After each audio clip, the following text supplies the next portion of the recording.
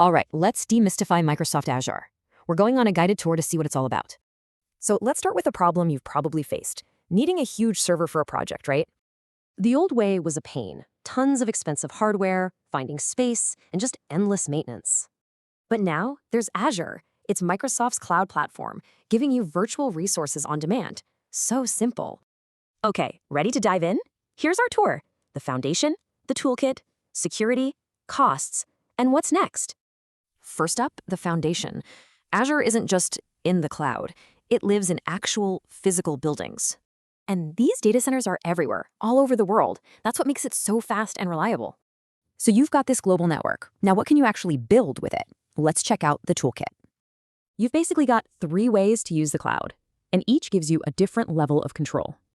Let's talk compute. These are the engines for your apps, from virtual machines to serverless functions. And networking? Think of these as the secure highways connecting all your stuff in Azure and to the internet. And, of course, storage. You need a place for all your data, right?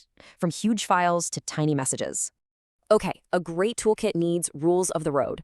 Let's get into security and how Azure keeps things safe. It all starts with who you are. Microsoft Entra ID is like the bouncer, checking your ID at the door. Azure uses a layered approach called Defense in Depth. It's security at every single level, from physical to data. And the philosophy behind it all? Zero trust. Basically, it means never trust, always verify. Every single time. Okay, time for the big question everyone asks. What's this all gonna cost? Let's talk money. Well, the cloud changes how you spend. Instead of a huge upfront cost, it's a pay-as-you-go operational cost. Yeah, that's the main model. Pay as you go. You literally only pay for the services you actually use. Now, a few things affect that final bill: what you use, how much you use, and even where you use it.